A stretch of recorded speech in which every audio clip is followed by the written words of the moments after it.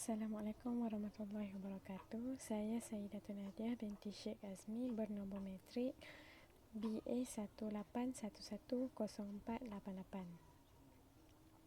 Saya akan menerangkan tentang semiotik dalam komunikasi. Semiotik membawa maksud secara terminologinya dan pemahamannya dapat didefinisikan sebagai pengetahuan mengenai tanda ataupun dikenali sebagai simbol. Simbol atau tanda yang dimaksudkan ini adalah merangkumi pelbagai bidang seperti menyentuh aspek kebudayaan, kemasyarakatan dan sistem kehidupan yang telah digunakan. Simbol ini sebagai salah satu bentuk kaedah untuk menyampaikan komunikasi yang berkesan serta memberikan maksud-maksud yang tertentu. Ada yang berpendapat bahawa semiotik ini merupakan salah satu bidang komunikasi tanpa lisan yang merujuk kepada aspek pesanan yang tidak diberikan makna literal perkataan. Kaedah penyampaian ini lebih kepada tanda atau simbol yang lebih mudah difahami serta berkesan. Okey, apa itu komunikasi? Goffey dan Almonte yang mengatakan bahawa komunikasi adalah pemindahan maklumat dan makna daripada satu pihak kepada satu pihak yang lain, iaitu pihak penghantar dan pihak penerima. Komponen komunikasi. Komponen komunikasi ini terbahagi kepada 3 bahagian, iaitu pesanan verbal, iaitu kata yang kita pilih, pesanan paraverbal, iaitu bagaimana kita menyebut perkataan itu, dan pesanan bukan verbal, iaitu bahasa tubuh yang kita gunakan. Komunikasi akan melalui 4 kaedah, iaitu melalui sender, receiver, message and feedback. Okey, sender iaitu pengirim atau penyampai maklumat. Penyampai maklumat ni adalah pihak yang menyampaikan maklumat dan idea kepada orang lain. Lepas tu kemudian maklumat itu akan disampaikan kepada penerima maklumat, iaitu receiver. Receiver ni adalah pihak yang menerima maklumat dan idea dari pihak lain. Kemudian maklumat atau idea, iaitu message. Message ni merupakan isi atau maksud yang disampaikan oleh pihak lain kepada pihak yang lain. Okey. Kemudian tindak balas. Tindak balas atau feedback adalah tanggapan daripada penerimaan maklumat yang disampaikan. Kalau A send kepada B, B akan bagi feedback mesej yang A send kepada B tadi. Ini adalah antara jenis-jenis komunikasi bukan lisan, iaitu kinesiks. Kinesiks ni adalah pergerakan tubuh badan ataupun mimik muka. Komunikasi ini mempamerkan maklumat tersirat tentang pelaku. Kedua adalah karakter fizikal, iaitu ketinggian, warna kulit, bau badan, paras rupa dan sebagainya. Dianggap kurang bersifat intrinsik tapi masih ada makna. Okey. Yang ketiga adalah tingkah laku sentuhan, berkesan untuk mewujudkan tanda kasih sayang seperti ibu kepada anaknya, namun jika digunakan tanpa batas menimbulkan salah faham. Seterusnya, paralanguage. Paralanguage ini adalah kualiti vokal seperti pitch, tone, rate boleh menunjukkan emosi dan maklumat tersirat seperti berkata benar atau tidak, rasa takut atau bimbang. Proxemics iaitu ruang interaksi menentu komunikasi bercorak intimate, peribadi, sosial atau awam.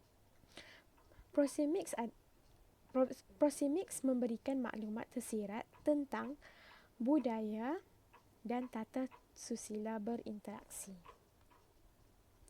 6. Iaitu artifak. Artifak merupakan objek peribadi individu seperti cermin mata, pakaian, barang kemas dan sebagainya. Orang bertindak balas berbeza berdasarkan ciri-ciri artifak yang digunakan.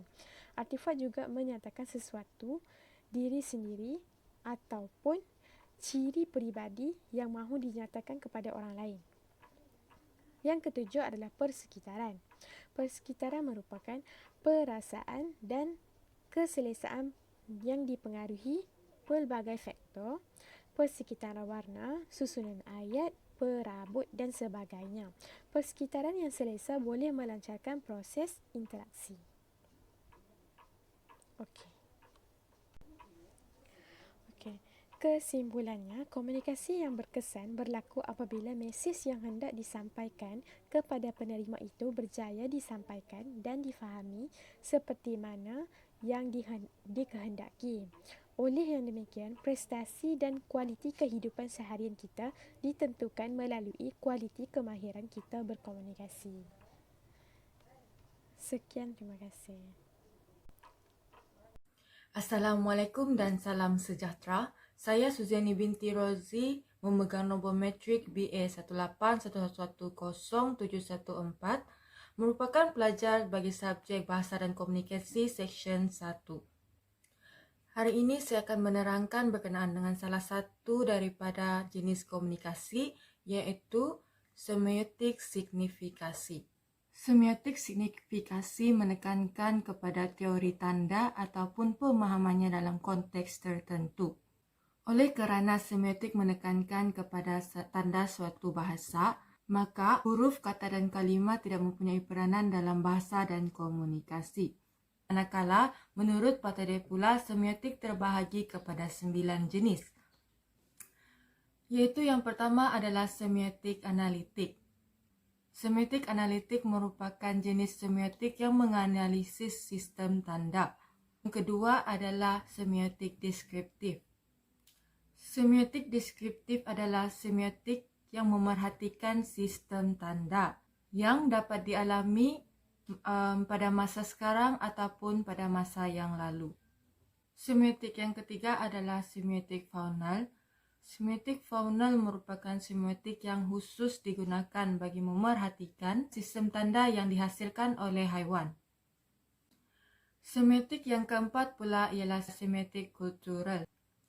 Semiotik ini khusus digunakan untuk menerangkan suatu sistem tanda yang terdapat dalam sesuatu masyarakat. Semiotik yang kelima pula adalah semiotik naratif.